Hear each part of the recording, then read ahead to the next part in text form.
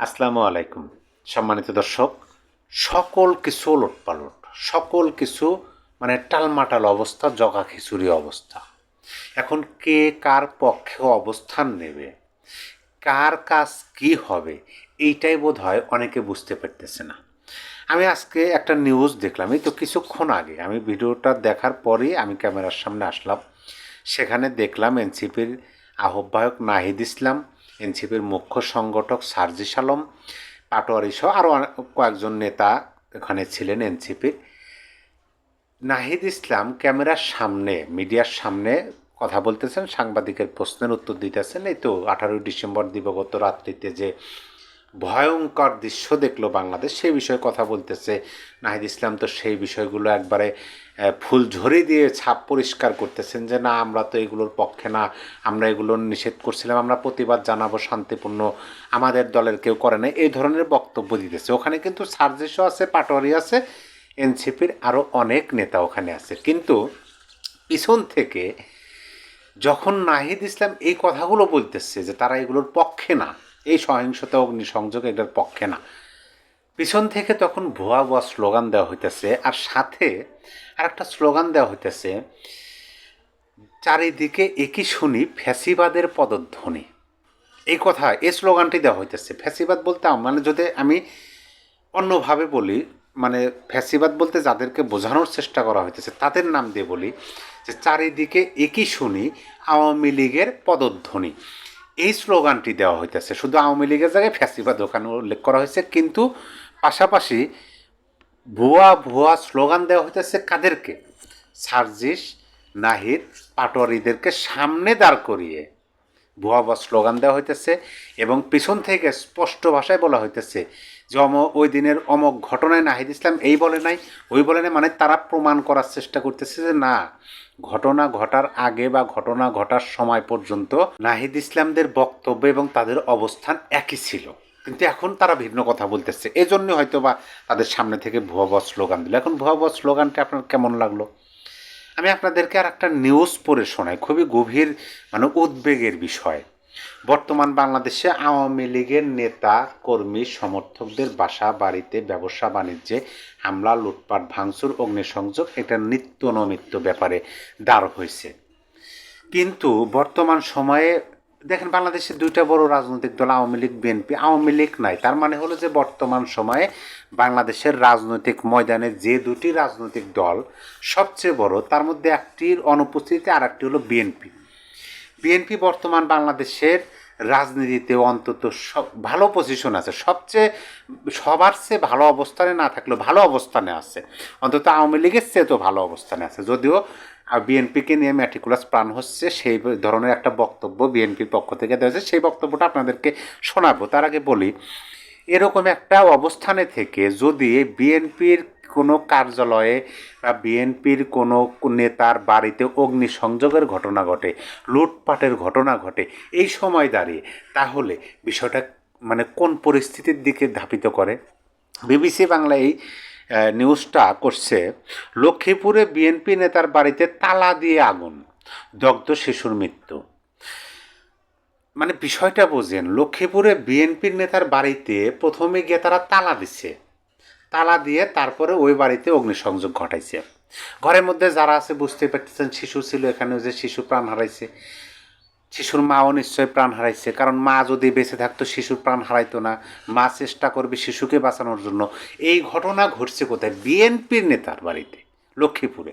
আচ্ছা, এখন আমি প্রথমে যেটা বললাম যে বর্তমান অন্তর্বর্তী সরকার বলতে বর্তমান ইউনূস সরকার, এই ইউনূস সরকার দেশবিরোধীদের সঙ্গে নিয়ে, স্বাধীনতা বিরোধী, স্বাধীনতা বিরোধী মানে দেশ বিরোধী, মুক্তিযুদ্ধ বিরোধী মানে দেশ বিরোধী, স্বাধীনতা বিরোধীদের সঙ্গে নিয়ে দেশকে ধ্বংস করার চেষ্টা করছে সরকার। এই মন্তব্যটা কে করছেন? মির্জা আব্বাস সাহেব। তিনি কে? সদস্য জাতীয় স্থায়ী কমিটি বিএনপি, অর্থাৎ বিএনপির জাতীয় স্থায়ী কমিটির সদস্য জনাব মির্জা আব্বাস বলছেন যে স্বাধীনতা বিরোধীদের সঙ্গে নিয়ে দেশকে ধ্বংস করার চেষ্টা করছে সরকার। সরকার মানে কি? বর্তমানে কারা আছেন? অন্তর্বর্তী সরকার। অন্তর্বর্তী সরকার বলতেই বোঝায় ডক্টর ইউনূসের সরকার। আপনি এই পরিবেশ পরিস্থিতিগুলো মিলিতে থাকেন। আর অপরদিকে হাসনাত, সার্জিস, নাহিদ পাটোয়ারিদের সামনে রেখে পিছনে থেকে তাদেরকে ভুয়া ভুয়া স্লোগান আওয়ামী লীগের পদধ্বনি শুনতে পায় তাদের মাধ্যমে, এই বিষয়গুলো যখন চলে আসতেছে। এবং আর একটা আমি আপনাদেরকে বলি, সেখানে সেখানে বলতে হাদির যে ওসমান হাদির যে জানাজা হলো সেটা আমি দেখলাম, ভিডিও ফুটেজ লাইভ ভিডিও দেখলাম। সেখানে অনেকেই বক্তব্য দিচ্ছেন, প্রধান উপদেষ্টা অনেকে মানে কি বলে যে মোটিভেশনাল অনেক বক্তব্য দিচ্ছেন। সেখানে ওসমান হাদির ভাই, বড় ভাই বক্তব্য দিচ্ছেন। ইনকলাব মঞ্চের আহ্বায়ক হচ্ছে ওসমান হাদি ছিলেন। ইনকলাব মঞ্চের আরেকজন নেতা, তার বক্তব্যটা রীতিমতো ভাইরাল হয়েছে। তিনি বলছেন যে এখানে চোখের পানি ফেলার জন্য তারা আসে নাই, এখানে তারা শোক জানানোর জন্য আসে নাই, এখানে তারা আসছে অপূর্ণ কাজকে পূর্ণতা দিতে, এখানে তারা আসছে হাদির বিচার মানে নিশ্চিত করতে। এই যে বক্তব্যটা দিলেন এবং তারা বললেন জানাজা পরে, কবরস্থ পরে সবাইকে শাহবাগে অবস্থান করতে বললেন। আমি এখন এই ভিডিও করার আগ মুহূর্তে দেখলাম শাহবাগে আসরের নামাজ আদায় করতেছে এই তৌহিদি জনতা অর্থাৎ ইনকিলাব মঞ্চের আরও যারা আছেন জামাতের লোকজন, সেখানে সারিবদ্ধ বসে রাস্তার উপর আসরের নামাজ পড়তেছেন। হ্যাঁ, পড়তে পারেন, সমস্যা নেই, কিন্তু কি হতে যাচ্ছে, কি ঘটতে যাচ্ছে এই মুহূর্তে? যে আমি যে নিউজটা আপনাদের বললাম যে মির্জা আব্বাস সাহেব বলছেন, 1 ঘন্টা আগে এই বক্তব্যটা তিনি দিচ্ছেন, মাত্র 1 ঘন্টা আগে বিএনপির বক্তব্য, সেই বিষয়ে আমি আপনাদেরকে একটা ভিডিও দিছি। অপরদিকে এনসিপিকে ভুয়া ভুয়া মানে তাদের সারিতে নিয়ে যাওয়া। এবং প্রধান উপদেষ্টা সেই স্টেজের উপর দাঁড়িয়ে 2টা কথা বলছেন। সেই কথার মধ্যে তিনি বলছেন যে ওসমান হাদিকে তিনি বিদায় জানাতে আসেননি, তার যে আদর্শ ছিল, তার যে চেতনা ছিল, বিশ্বাস ছিল এবং তার যে আকাঙ্ক্ষা ছিল সেইটাকে ধারণ করবে তারা এবং সেই মাফিক কাজ করবে, প্রয়োজনে মানে কয়েক পুরুষ ধরে চেষ্টা করবে সেটা বাস্তবায়ন করা। আর ওসমান হাদির যে কি বলে আশা আকাঙ্ক্ষা প্রত্যাশা কী ছিল এটা আমরা সবাই জানি। তিনি তো স্পষ্ট ভাষায় বলে দিয়েছিলেন যে এই যে জুলাই আগস্ট আন্দোলন, জুলাই আগস্ট আন্দোলন তো মূলত হয়েছে মুক্তিযুদ্ধ বা 71-এর বিপরীতে, এই কথাটা বলছেন। তাহলে তার আদর্শ ছিল মুক্তিযুদ্ধ 71-কে বিলীন করে দিয়ে ডক্টর ইউনূসের আদর্শের সাথে মিলে যায়, রিসেট বাটনে পুশ করা।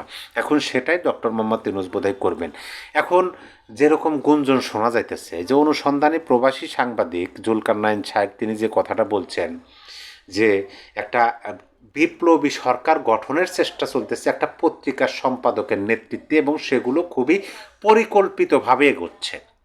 আমরা হয়তো আবার কিছু সময়ের মধ্যে বুঝতে পারবো যে বাংলাদেশ ঢাকার পরিস্থিতি কীরকম হয়। অলরেডি ঢাকা যে একটা বিপজ্জনক অবস্থার মধ্যে আছে, ঢাকা যে অনিরাপত্তার মধ্যে আছে, এই বিষয়টা কিন্তু অলরেডি প্রকাশ এবং বিভিন্ন সংবাদ মাধ্যম থেকে শুরু। আর একটা গুরুত্বপূর্ণ আপনাদেরকে নিউজ বলি, সেটা হলো যে আমার দেশ পত্রিকার সম্পাদক মাহমুদুর রহমান, তাকে সরকারের পক্ষ থেকে তার যে আমার দেশ পত্রিকার যে কার্যালয় আছে সেটাকে নিরাপত্তার জন্য সরকারের পক্ষ থেকে আহ্বান জানানো হয়েছিল। সেই আহ্বানকে মাহমুদুর রহমান করছে কি, তিনি নাকচ করছেন যে না, তার দরকার নাই। অথচ দেখেন 18ই ডিসেম্বর দিবাগত রাত্রে প্রথম আলোতে হামলা হলো, অগ্নিসংযোগ হলো, ডেলি স্টারে হলো, আরও কত জায়গায় হলো, কিন্তু আমার দেশ পত্রিকাতে কিছুই হলো না। তার এই কনফিডেন্টটা মনের মধ্যে ছিল মাহমুদুর রহমানের, সেটার বহিঃপ্রকাশ। তিনিও গেছেন। যাই হোক, আমরা দেখি যে প্রকৃতপক্ষে বাংলাদেশে কি একটা বিপ্লবী সরকার গঠন হতে যাচ্ছে কিনা, বা এইটা কি আমার একটা রাজনৈতিক দল, বড় একটা রাজনৈতিক দলের ভারপ্রাপ্ত চেয়ারম্যান জনাব তারেক রহমান তিনি দেশে আসবেন, সেইটাকে মানে সামনে রেখে সেইটার উপলক্ষে মানে না যেন আসতে পারে, মাইনাসের খেলায় এরকম হইতেছে কিনা, সকল কিছু আমরা হয়তো কিছুক্ষণের মধ্যেই বুঝতে পারবো। পরিবেশ পরিস্থিতি দেখে খুবই আমরা কি বলে যে খুবই সূক্ষ্ম দৃষ্টিতে এবং আমরা নিরবিচ্ছিন্নভাবে ঘটনাগুলো পর্যবেক্ষণ করতেছি এবং সেইটার বিস্তারিত আপনাদের জানানোর চেষ্টা করতেছি। আপনারা যারা এখনও আমাদের এই চ্যানেলটি সাবস্ক্রাইব করেননি, অনুগ্রহপূর্বক সাবস্ক্রাইব করবেন। সবাই ভালো থাকবেন। আল্লাহ হাফেজ।